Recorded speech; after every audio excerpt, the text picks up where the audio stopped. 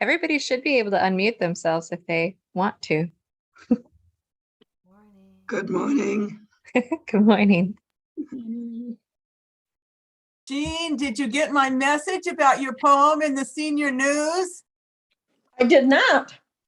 Well, congratulations. It's in the issue. Thank you. I knew it was going to be there, but I haven't seen it. Oh, he told you? Yeah, he Great. contacted me. Great. Yeah, he's so nice, Peter Pennekamp. Okay, we need Diane and Anne. Did I call them? Pat, Yes? Sina's coming here, but she got here and realized she didn't have her poetry with her. So she had to scoot home. So she'll be a little late, Okay. but she'll, just slide in.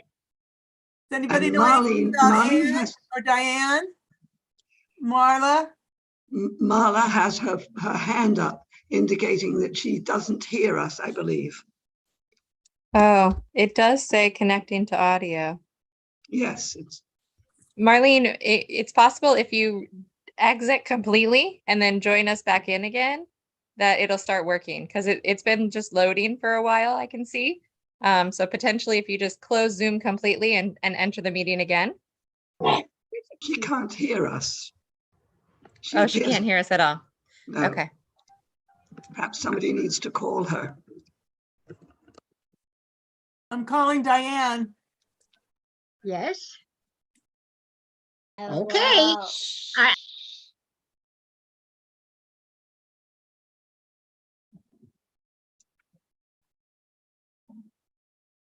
Anna, I think somebody needs to call her. Do you have a phone number for her? Sure.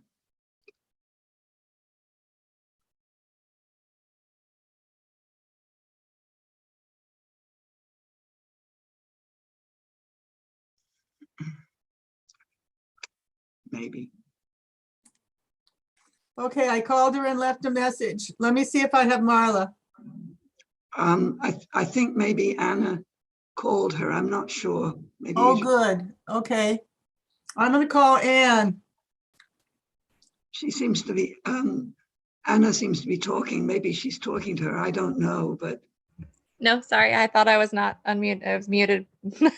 Did you talk? Could you call Marla? Because she I can't don't hear. have her number. Does Would somebody have, call her? or I can't Pat? call her. I don't have a phone number for her. I'm calling Anne right now.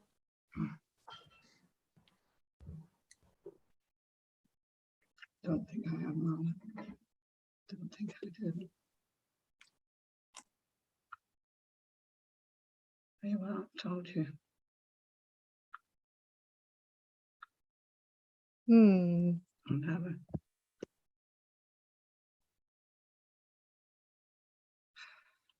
Quite clear it's not going to work as usual.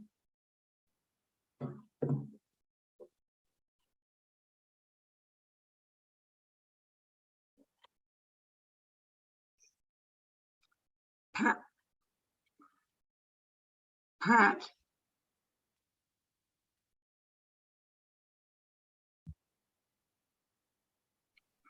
That's what she's saying.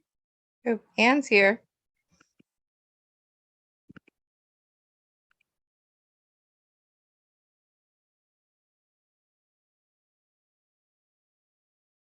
Oh, here's Marla. Marla seems to have shown up somewhere. She's not here, but her picture is here. I sent her a message to try to maybe restart her tablet Oh, yeah. completely. Okay, here she is. Because Hello, she already Marla. popped. Hello, Marla. Hello? Are you on? Can you talk? She's unmuted. There. Try Can you talking hear us now? Marla. Hello? Hello? Yeah, you we hear can hear me? you. It's a Can little you hear me? crackly reception wise, but we can hear you. Can you hear us, Okay, Marla? thank you. Yes, very well. Very well, yes. Fabulous. Okay. Mm. So we're still missing Diane. We're missing Diane. Did anybody reach her? Does anybody have her number? I left a message for her.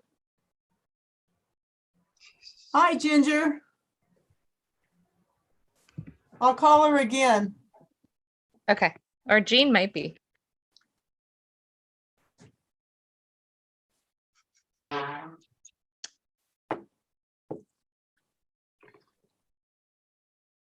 Am I not getting any sound? Because you don't have the headphones on. I get her answering machine. At the tone, please record your message. When you've finished recording, you may hang up or press 1 for. My head? That's what I got.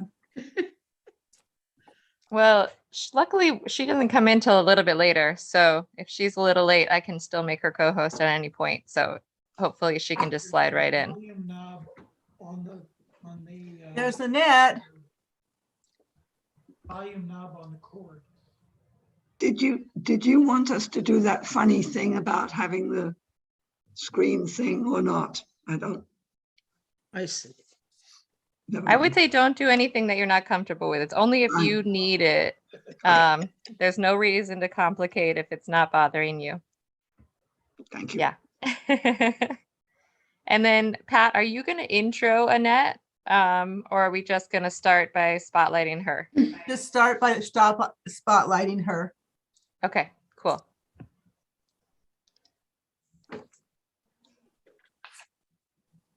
Hi, Annette.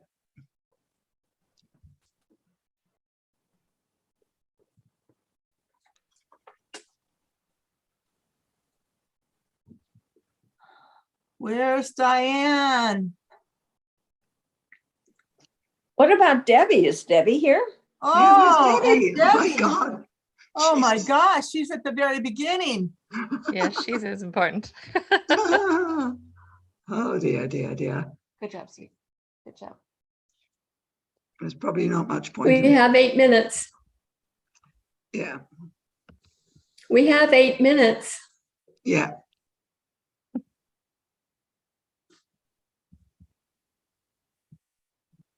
Shall I call? I know Debbie is planning on being here. She just said she's, I'm calling Debbie.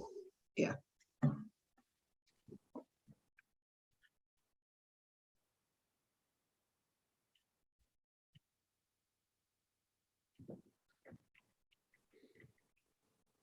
Might not get her. Hi, Debbie. We're looking for you on the screen. Diane and you? Yeah, you go to the service. Okay, we'll see you soon. Okay, bye-bye. Diane and Debbie went to the poetry place. They were on their own screen. Oh, no.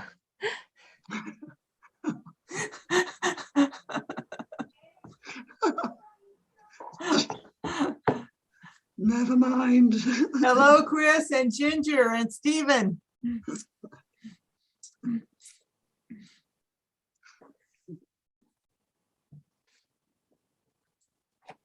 Here she is. Aha. Very nice, Debbie. I don't see her. She is here. I see Office and I see Stephen Sontag, and there's Annette. Oh, well, never mind. I think you can unmute yourself, Debbie. No, you can't. Oh, there I am. Okay. Yeah, we were meeting in the poetry Zoom. So, Do you know where she is now? well, I told her we had to get off and go to the Huff place, so hopefully she got that.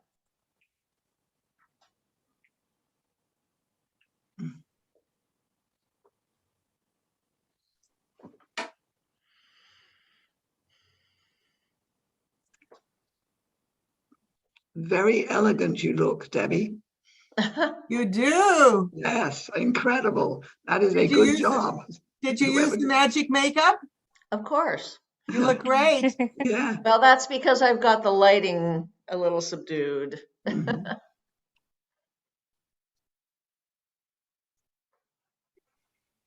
Mhm.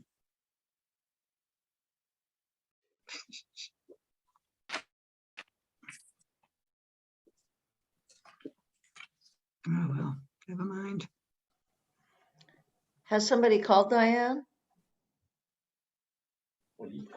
I did tell her, but, I called her and left a message on her answering machine. So did I. I'm here. Ah, Good. Good. Yay. Oh, good. now you have to rename yourself again, Diane.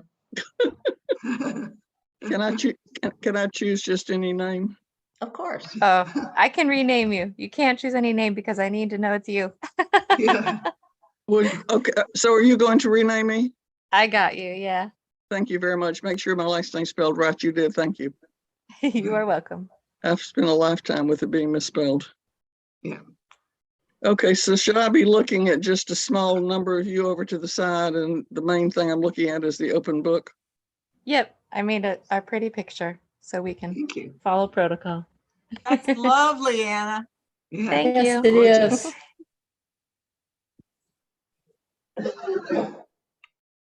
All right. Where are we at?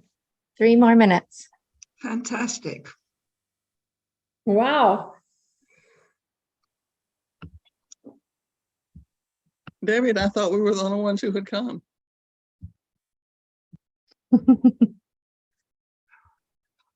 We had a nice little chat. Well, we did, and you have lots of poems to read, so we could have pulled it off.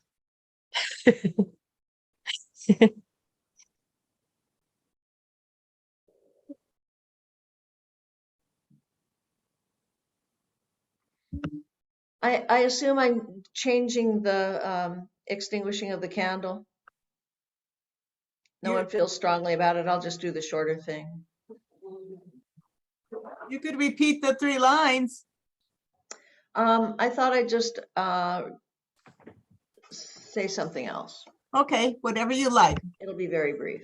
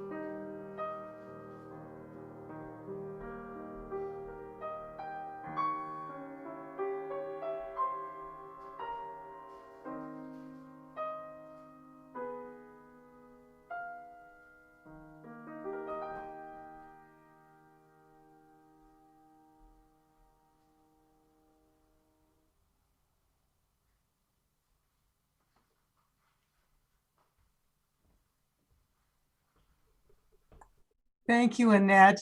Lovely as always. Good morning. Good morning and welcome to the Humboldt Unitarian Universalist Fellowship, an open-hearted, open-minded, spiritual home to everyone who values acceptance for all people and care for all life on earth. I'm Pat McCutcheon, your facilitator for today. Thank you so much for joining us online. And we humbly acknowledge that the fellowship is on ancestral Wiyot lands.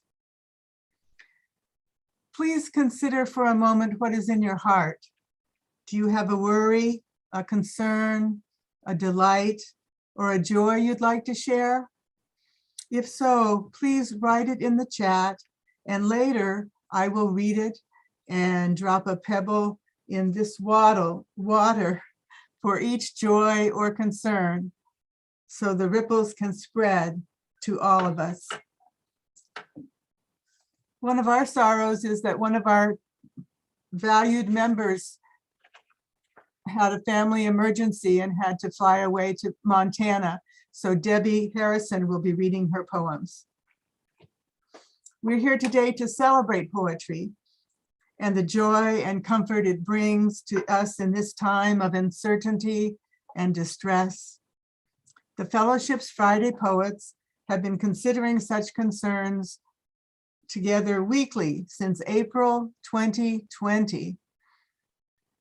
On a typical Friday afternoon, we meet for an hour or more on Zoom, first sharing poems we've discovered by others. Then we bring work we've written that week, perhaps in response to a prompt given, sometimes just to share, other times for critique. Poetry is a rich diet. Bon appetit. The sound of the bell now calls us to a spirit of reverence, and Debbie Harrison will help us open sacred space.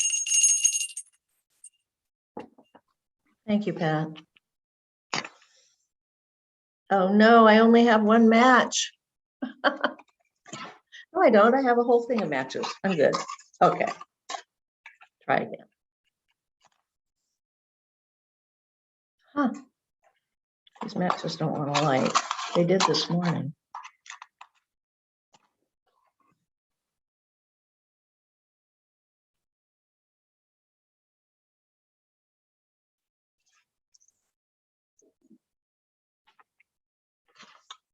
I have 3 quotes. There isn't enough darkness in all the world to snuff out the light of one candle. Gautama Buddha. All of the darkness in the world can't put out the light of one candle. Confucius. All the darkness in the world cannot extinguish the light of a single candle. Saint Francis of Assisi. And I'll now lead you in our aspiration.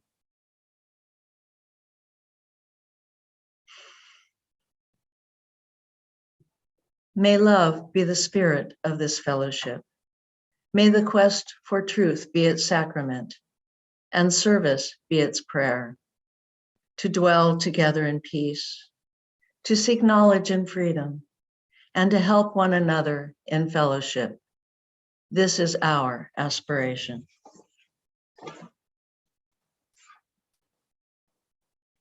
And now, Jenny Hansen will read a poem written by Diane Dixon for the children.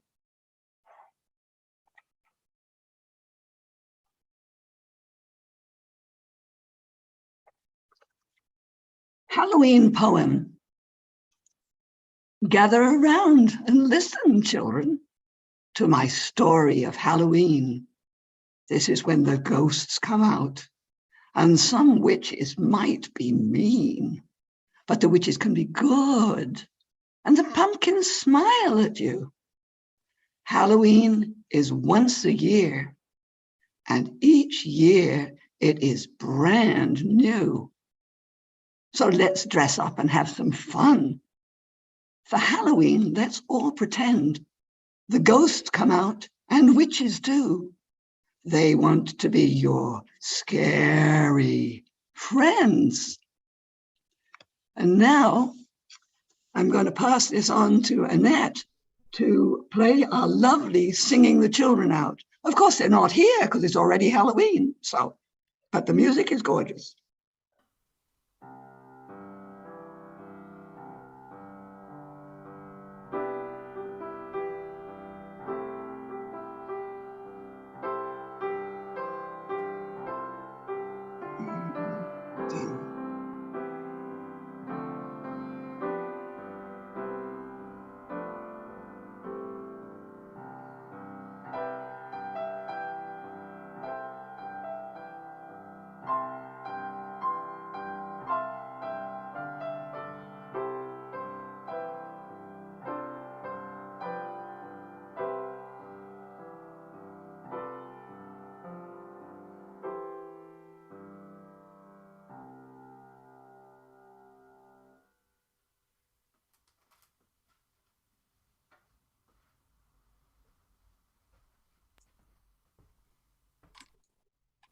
Thank you, Annette and Jenny. And now, have you considered what is in your heart? I'm going to read from the chat now and drop a pebble in this water for each joy or concern, so the ripples can spread to all of us.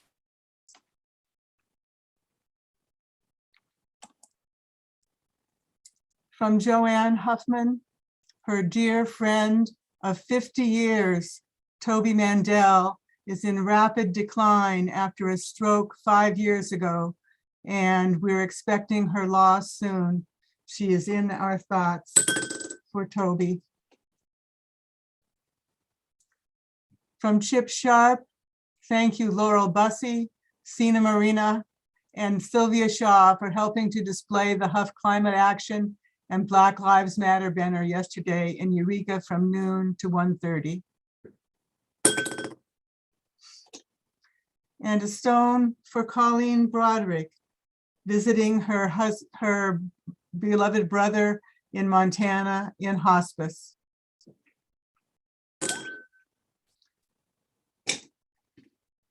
From Marlene Tollner, yesterday was a joy to participate in the Halloween festival. Thank you everyone who came together to make this a wonderful event. From Debbie Harrison, special thanks to Amy and all those who made a successful Halloween fest. And now one last stone for those joys and sorrows that remain unspoken in our hearts. Now we'll have a moment of silence to reflect on what we've heard and shared. I'll ring the bell before and after.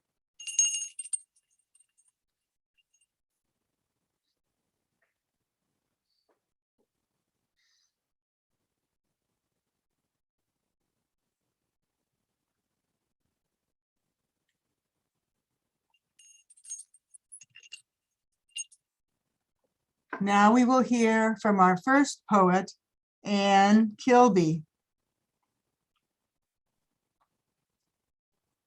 Thank you, Pat. This poem is called Your Friend. Your friend who got through a long, bewildering, trying journey, who has survived deliberate hurt besides illness out there, has come back here to you, not asking of anyone to cure or to explain how anyone could choose to hurt, but specifically needing welcoming in order to be back, has come to you, knowing you have many enfolding ways to choose. We know that this moment is the essential time. We're glad you asked us. We want you with us right now.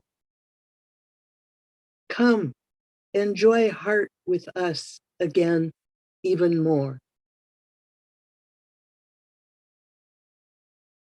And now back to Pat.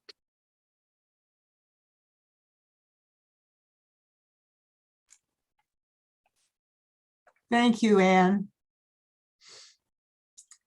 This poem is entitled Autumn Equinox. Just a little late, but worth acknowledging. Day and night equal again. Libra enters, season of balance. Harvest winds down, fields empty, crops plucked and stored for winter. Hail the plow, the scythe, the blessings of growth and decay. This morning's gray fog hugs hills dappled in sunlight yesterday. As though somewhere a switch was flipped, we feel sudden, subtle chill shiver our shoulders swathed in sweaters. Leaf shade brindles a wooden fence and trees still dotted with tawny spotted apples. Maple leaves flutter yellow to scarlet. Russet rustles beneath scuffling shoes. Overhead, a V of geese honks. Monarch butterflies flash golden, follow the sun's path southward. Warmth behind us, cold lies ahead. May what portion of sunlight remains point us toward gratitude, and this be our season of balance. Our next poet is Debbie Harrison. Thank you, Pat. My poem is called Fall Bounty. In the garden, late starting sunflowers stand proud and golden. They're early compatriots with black faces and broken limbs from the weight of feeding birds and recent rain. I water Brussels sprouts, note it's time to harvest cabbage. Hope the basil blesses us with one more batch of pesto before the frost. We have corn late this year. Busy life delayed their starts. Now there is bounty from my neglect. Third crop of lettuce grows near, chard, kale, and a few peas for stir fry or curry. Parsnips await fall dinners. My altar proudly displays squash, orange pumpkin and red kombucha orbs, striped delicata torpedoes, beige bulging butternuts, yellow balloons of spaghetti squash, bowls of gleaming, sensuous black beans run my fingers through. In the kitchen, zucchinis stack up beside tomatoes, caressed many times before deemed ripe. Apples dried on the deck or canned into sauce await, and the rest await the annual pressing party.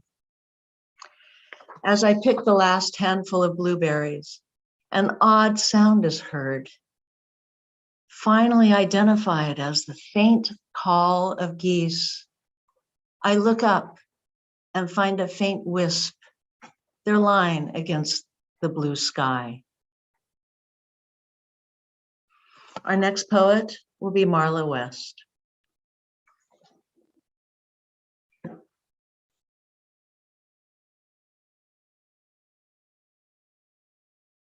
Marla, you have to unmute.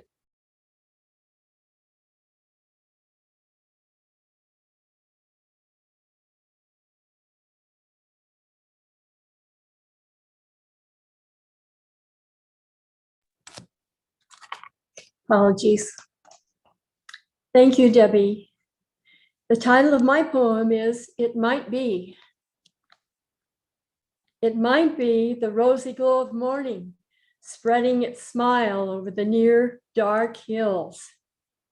It might be the rusty-hued chrysanthemums resting against the old weathered fence. or the cat waiting patiently beside the small dark hole. It might be the plump orange pumpkins and golden herbs waiting to be harvested. A cacophony of autumn colors as it unties its leafy apron, beckoning another season. Truth awaits the telling.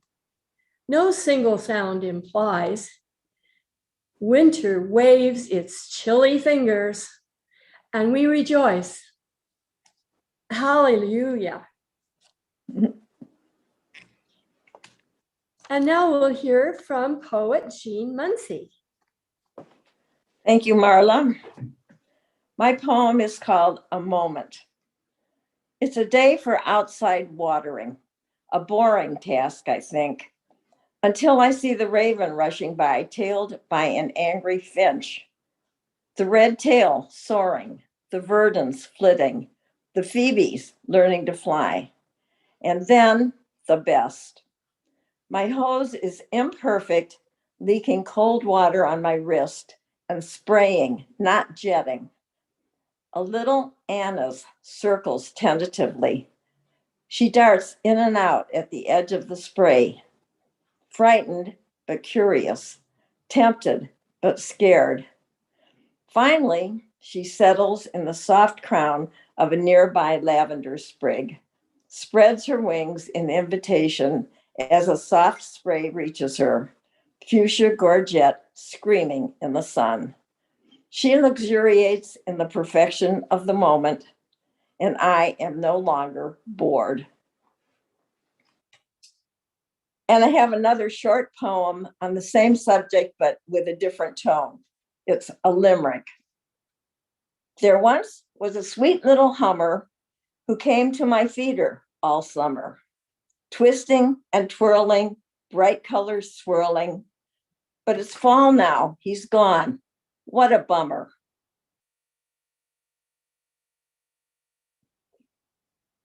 And now we'll hear from Ann Kilby.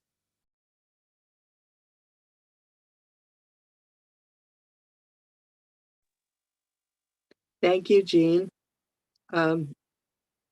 This poem is similar in feeling to Jean's limerick, although not an actual limerick. It's called A Bit of Fluff because that's all it is. Now, the Western tanager, such a great manager, both she and he cry often, "Hear ye." Now, the bufflehead duck, such a high mucky muck, he and she seldom call, no histrionics at all.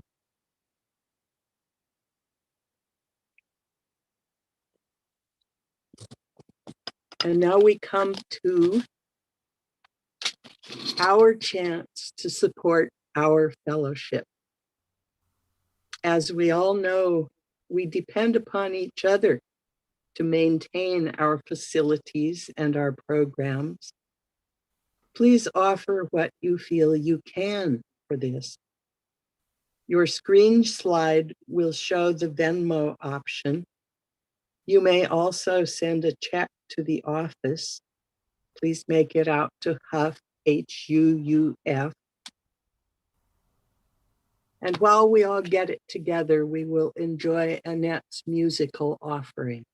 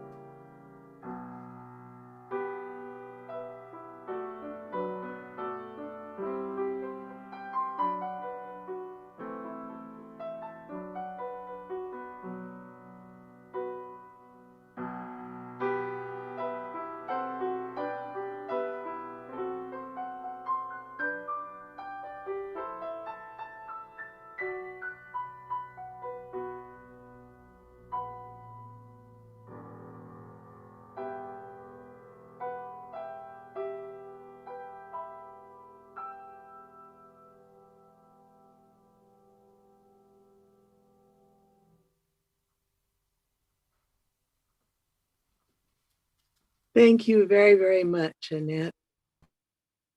As always, wonderful. And now our next poet will be Jenny Hansen.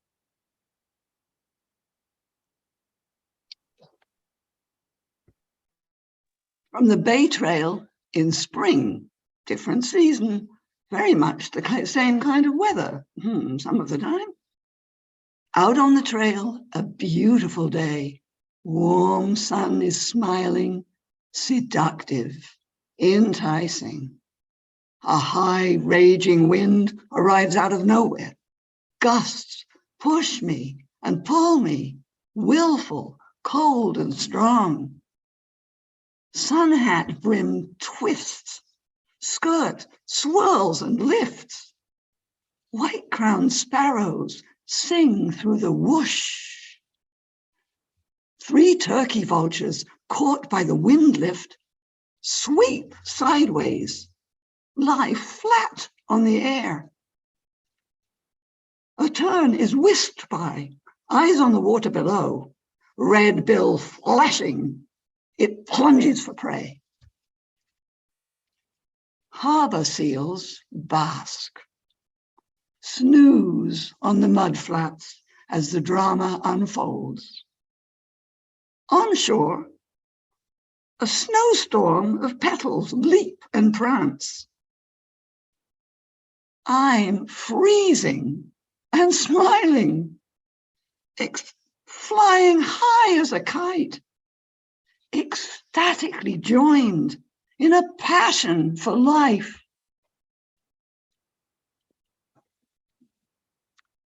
And now, our next poet is Colleen Broderick, who is not able to be here today. And so her poem will be read by Debbie Harrison. Debbie. Thank you, Jenny. The Road Not Taken. The Libra birth sign signals ambiguity, constantly balancing the scales, questioning the irregular rhythm of life's dance, the angst of perpetual dithering back and forth, always fighting the prevailing winds. The wedding plan, church and priest were scheduled, dress bought, engraved invitations waiting on the desk. Neighborhood revved up in anticipation of a raucous wedding. Fiddle music, wine, beer, mountains of deliciousness. Proverbial girl marries boy next door. An affirmation of the way life should be. Culminating in a Cinderella happily ever after. Waking up in a cold sweat from the dream, swinging on a broken rope over a cliff of unfathomable depths, desperate, petrified. He, first angry, then crying. Why? She, wounded, love shredded. I don't know why. Broken-hearted mother, humiliated by her daughter. Shame, guilt, angry friends, judgment, all blurry, commingling, stabbing at her heart. Happily ever after, canceled. Every nerve triggered to run. The crisp air of Big Sky, Montana gently released her from its grip as the car slid over the state line into Idaho. Her lungs opened like an accordion for the first time in 2 months as she struggled to embrace the koan of her life.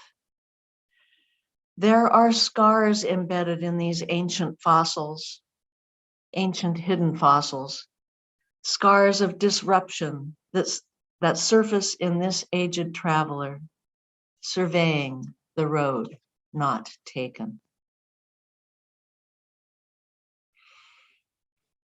Our next poet is Sina Marino.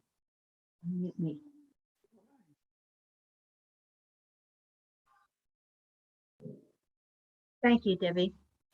The title of my poem is PTSD. At their center, two veterans share their fear of leaving their homes for dread of flashbacks and loud or unexpected noises. The Green Beret remembers Vietnam in terror dreams almost every night. Still sees his buddy being skinned alive. Before he and his wife go for a walk of the evening, he has to case the neighborhood. When he asks her who she wants killed, scaring her, it's the last straw. They all had been taught thou shalt not kill, but then are commanded to wipe out all, even women and children, or face court-martial.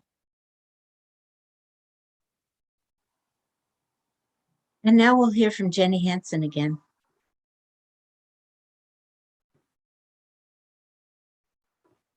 Stina, thank you for that. Very difficult to hear and to take in.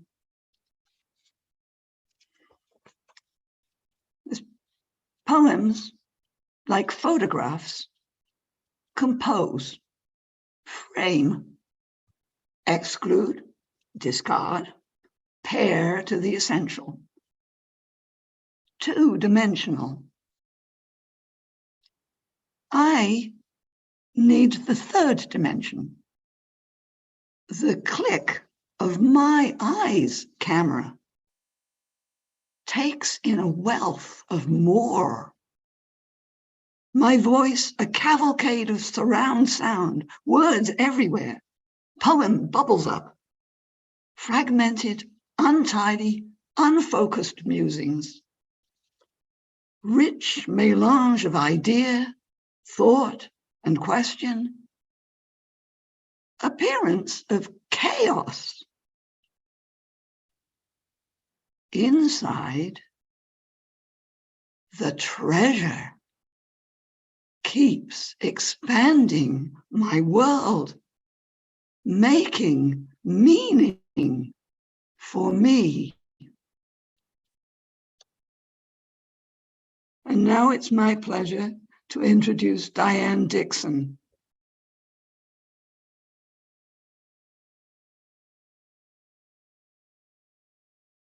Thank you, Jenny. My title for this poem is Sonnet for My Mother. I often think of what I wish I said when you were there alive in front of me. The sadness is so deep, now you are dead, and I alone am left to pay the fee. The fee of living with how much we missed, with how we let the silence pull us down, with how we let the silence harm the kiss and overshadow love that was our ground. But still, I know that our foundation stayed. Love could not break that lasted for so long. A lifetime long, and at the last we strayed, in our confusion lost, but love is strong. I search for ways to hold that truth in mind, that love survives, though we were briefly blind. Our next poet will be Debbie Harrison. Thank you, Diane.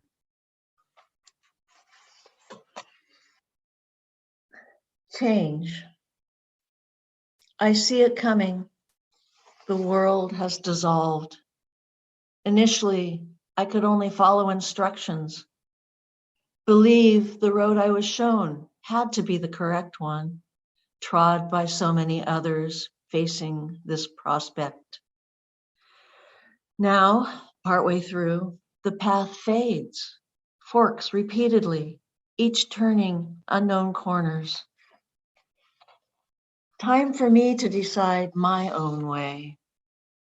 No longer the person who started this journey, not yet the person who will complete it. Looking for guidance, maps from fellow travelers, the oracles, turn inward, searching for an echo. All that is left is trust. Let one foot follow another. A dead end is a teacher too. This journey will ultimately set me on the beginning of another. And now, Laurel Bussey will read 4 Senru. Thank you, Debbie. Senru are those little tiny 17th syllable poems. My first 2 today are about my quest for courage. Hey, Laurel, can you put your paper down? Okay, I want to be a bunny. No, start afresh. I want to be a tiger, decisive, fearless. I am a bunny.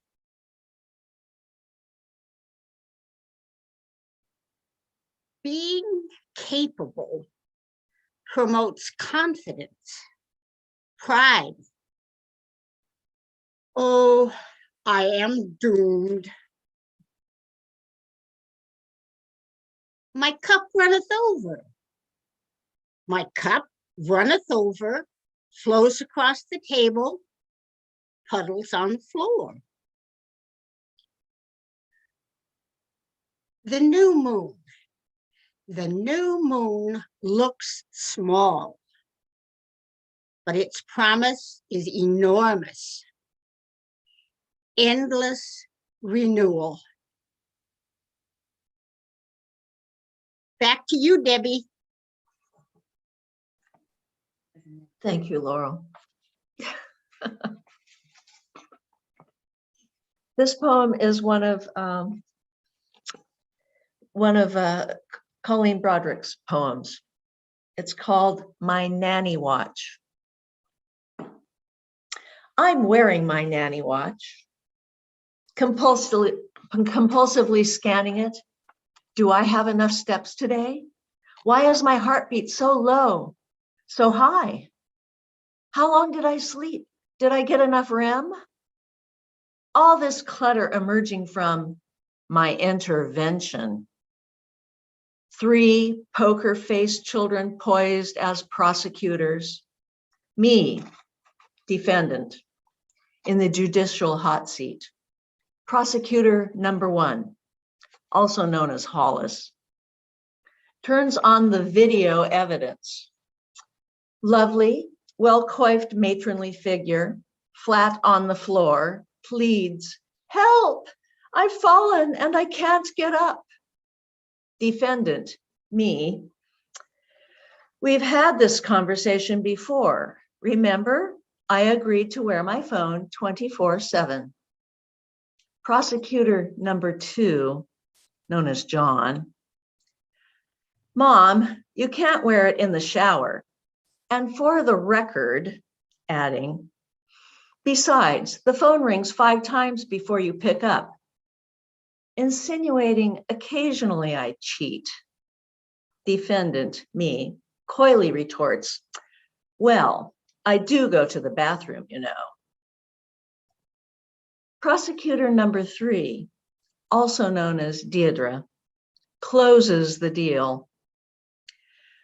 We've found a watch that automatically rings 911 if you fall and say, we're unconscious, emphasized for dramatic effect. We would feel so much better if you wore it. You can even wear it in the shower. Their voices are gleeful.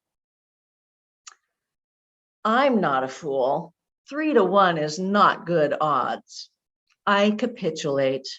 Case dismissed with prejudice. At best, they won't understand until they're old. I'll miss the chance to make my redemptive point. Just you wait and see. My brain is stuffed to overflowing, every brain cell fully engaged, monitoring digital clutter. Get up, turn off alarm, take off CPAP, take pills, brush teeth, floss, power wash, put in eye drops. Wait 2 minutes. Test hearing aids, insert, check blood pressure, mark chart, not to mention get dressed. Gazing out the windows, sunbeams flood over my cat Toshi, sitting like a smiling Buddha. 3 generous kids. I embrace the jewels of my old age. My cup runneth over. I have more than I need. Our next poet is Pat McCutcheon.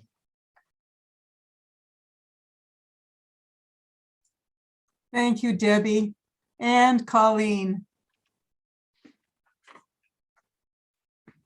Crone reclaimed from the specter of a shriveled, stooped, withered, wicked witch, cruel hag sprouting bristles on her chin, gray tangle sticking out from pointed black hat. Threat of becoming her fuels a billion-dollar industry. Hair dyes, treadmills, spandex, electrolysis, $100 miracle creams, pink passion lipstick. I will let my hair go white, empowering badge of pride in growing older. As small tweezers pluck my own chin in the mirror, I note more wrinkles have carved the map of my history here, engraved more memories deeply around my eyes from crying, laughter, creased jaws from pains of childbirth, crinkles of joy for my one true love, for delight in our sons and grandson. I take back the 5 maligned letters, C-R-O-N-E. Reclaim the word for what it means to me, what it meant eons ago. A powerful archetype, flowing hair, color of snow, woman of the waning moon, shapely as the voluptuous Venus of Willendorf, valiant as Athena, goddess of war and wisdom, a Sibyl, oracle of inner knowing, things hidden, prophetess, wise, aged woman, her mysterious, magical self, like me, a juicy crone reclaiming her power. And now for our concluding poem, we hear from Diane Dixon again. Thank you, Pat. My title for this concluding poem is Hallelujah. And I introduce it with a very short quote from the beautiful song by Leonard Cohen, really a sentence fragment, quote, "It's a cold and a broken hallelujah," end quote. We live in times so sharp, so strange. We hold the weight, we know the pain. Our world is crying to us. Hallelujah. We feel the fear, we search for hope. We plant a seed, we see the slope. Our world is crying to us. Hallelujah. Our eyes glance down an endless cliff. We feel the ground beneath us shift. We raise our hands and whisper, hallelujah. We reach for love. We reach for art. We dream a dove. We sketch a heart. We lift our hands and murmur, hallelujah. The omens grow, the signs burn bright. All that we know, the blinding sight. The earth is crying to us, hallelujah. We see the sun arise again, not yet undone. We ask for rain. We lift our hands and offer, hallelujah. The lessons mount, the dusk surrounds. The time is short, the task profound. We clasp our hands together. Hallelujah.